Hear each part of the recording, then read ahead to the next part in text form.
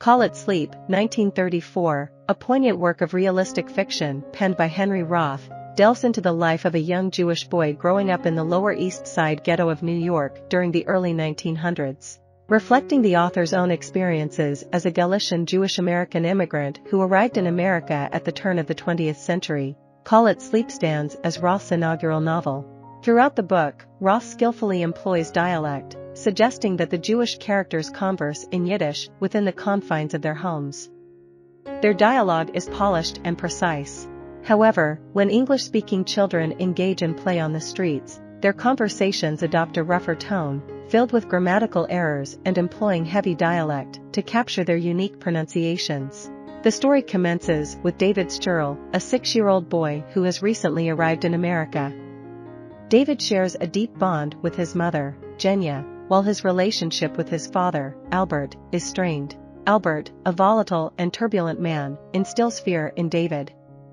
Furthermore, Albert's inability to secure steady employment exacerbates his temper. As the family adjusts to life in the Jewish tenements of New York City, Jenya's sister, Aunt Bertha, arrives from Galicia in Eastern Europe. Bertha possesses a coarse demeanor and expresses herself frankly, much to Albert's displeasure. Her presence in their cramped apartment amplifies the discord within the family. Young David inadvertently overhears conversations between his mother and aunt, alluding to an affair his mother had back in Galicia with a non-Jewish man. These conversations hint at their clandestine rendezvous in the cornfields, which David tries to envision. Meanwhile, Bertha meets Nathan, a widower, and the two marry, forming a new household with Nathan's daughters, Polly and Esther. Together, they embark on the venture of opening a candy shop. In parallel, David commences his religious education under the guidance of Reb Yidel. Recognizing David's aptitude as a diligent student, Yidel takes note of his potential. Call It Sleep, 1934, a realistic fiction novel by Henry Roth, is about a young Jewish boy growing up in a ghetto in New York's Lower East Side in the early 1900s. Like the book's protagonist, Roth was a Galician Jewish-American man who came to America around the turn of the 20th century.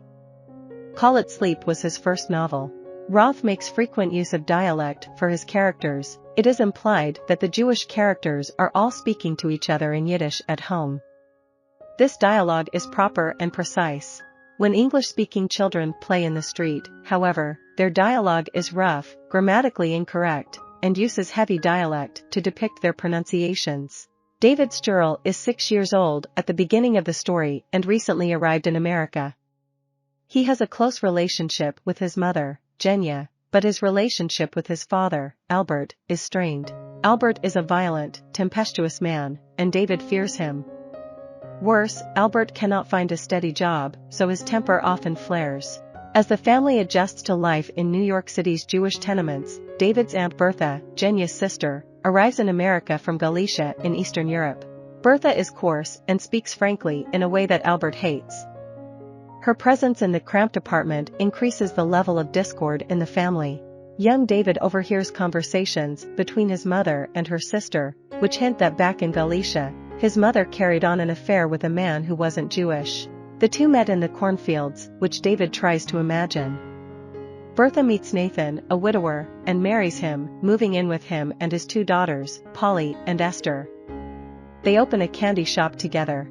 Meanwhile, David begins his religious education under Reb Yidel. Yidel recognizes David is a good student. Reb Yidel takes the initiative to visit David's parents and share the troubling information David confided in him. Concerned about the potential consequences of confronting Albert, Bertha implores Nathan not to disclose Esther's ordeal and any potential involvement David may have had in it. Fearing Albert's reaction, Bertha wishes to shield him from the truth. However, despite Bertha's apprehensions, Nathan resolves to confront Albert regardless. As David returns home, he finds Reb Yidel engaged in conversation with his parents.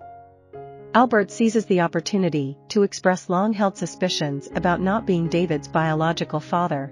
He denounces his marriage to Jenya as a sham, merely a cover-up for their respective transgressions. Jenya's sin involves an affair outside her faith, while Albert harbors guilt for allowing his abusive father to perish in a fatal bull-goring incident. Jenya vehemently denies that David is the product of her extramarital affair, but Albert remains resolute in his disbelief, asserting that David is not his son. Just as tension escalates, Nathan and Bertha arrive on the scene. Observing Albert's mounting anger, Nathan hesitates to speak but eventually finds the courage to address the situation. However, before Nathan can reveal the truth, David interjects, admitting his involvement in leading Leo to Esther, and presents the whip he had used to beat the milk bottle thief. This revelation pushes Albert further towards the brink of fury. Moreover, Albert discovers David's rosary, convinced that it serves as evidence of David's non-Jewish lineage, fueling his rage to the point where he contemplates inflicting fatal harm upon his own son. Thankfully, the others manage to restrain Albert, preventing him from carrying out his violent intentions. Overwhelmed and distraught, David flees from the tumultuous scene and seeks solace near the live rail where he had experienced a significant connection before. David, seeking solace and connection, resorts to using a metal milk dipper to touch the live rail, resulting in a powerful electric shock that renders him unconscious. Concerned passersby carefully maneuver him away from the rail using a stick, and an ambulance swiftly arrives on the scene. David is revived and safely transported home under the care of a policeman. Remarkably, Albert exhibits a newfound tenderness towards his son, a departure from his previous harsh demeanor. Jenya embraces David, and in that moment, he experiences a profound emotion that he can only equate to a state of slumber. Upon its release, Call It Sleep was lauded as a masterpiece of modernist literature, garnering critical acclaim. However, despite its literary merits, the novel failed to find commercial success, swiftly going out of print and remaining unavailable for 3 decades.